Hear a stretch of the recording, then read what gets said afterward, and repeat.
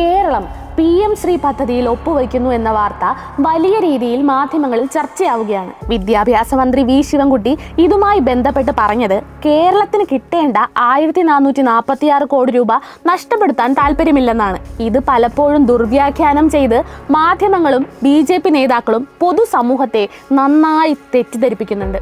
പദ്ധതിയിൽ ഒപ്പിട്ടില്ലെങ്കിൽ 1446 കോടി രൂപ കേരളത്തിന് നഷ്ടപ്പെടുന്നത് എങ്ങനെ? PM ശ്രീ പദ്ധതിയുടെ ഭാഗമാണോ ഈ 1446 കോടി രൂപ? ഇത്തരം സംശയങ്ങളെയാണ് BJP നേതാക്കൾ മുതലെടുക്കുന്നത്. ഇനി വസ്തുതയിലേക്കും ഇത് സംബന്ധിച്ച കണക്കുകളിലേക്കും വരാം. PM ശ്രീ പദ്ധതിയിൽ കേരളം ഇതുവരെ ഒപ്പിട്ടിരുന്നില്ല. കേന്ദ്ര സർക്കാരിന്റെ ന്യൂ എഡ്യൂക്കേഷൻ പോളിസി എല്ലാ വിദ്യാലയങ്ങളിലും നടപ്പിലാക്കിക്കൊള്ളണമെന്നതാണ് PM ശ്രീ പദ്ധതിയിൽ സഹായം കിട്ടാനുള്ള ഒരു മുന്നുപാധി. ഇത് കേരളത്തിന് സ്വീകാര്യമല്ല. മാത്രമല്ല, ഇതിലെ പല നിബന്ധനകളും കേന്ദ്ര സർക്കാരിന്റെ രാഷ്ട്രീയ ദുഷ്ടലാക്ക് മറഞ്ഞിരിക്കുന്നവയാണ്.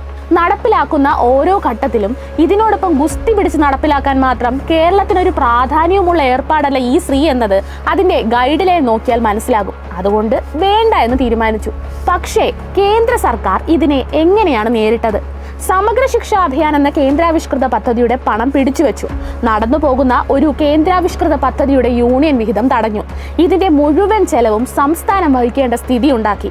വസ്തുത ഇതായിരിക്കെ എത്ര ആസൂത്രിതമായാണ് ഭൂരിപക്ഷം മാധ്യമങ്ങളും നിക്ഷിപ്ത താല്പര്യക്കാരായ ഒരു പറ്റം രാഷ്ട്രീയ നിരീക്ഷകരും സമഗ്ര ശിക്ഷയിൽ വരുന്ന വിഭവ പരിമിതിയെ സംസ്ഥാന സർക്കാരിന്റെ തലയിൽ കൊണ്ടിട്ടത്.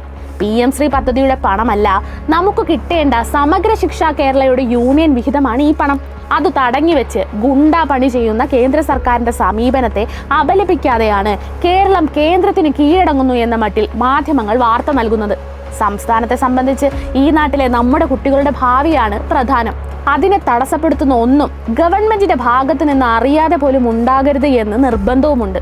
ഇതുമാത്രമല്ല, ചൂരൽമല മുണ്ടക്കൈ ദുരന്തത്തിലടക്കം കേന്ദ്ര സർക്കാർ കേരളത്തോട് സമാനമായ രീതിയിൽ പ്രതികാര ബുദ്ധിയോടെ പെരുമാറിയത് നമുക്ക് അത്ര പെട്ടെന്ന് മറക്കാൻ പറ്റുമോ?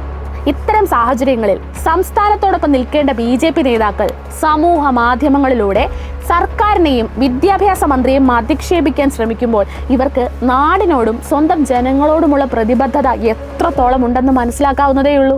ഈ വസ്തുത മറച്ചുവെക്കുന്ന മാധ്യമങ്ങളും ബോധപൂർവം ഇതിന് കൂട്ടുനിൽക്കുന്നു.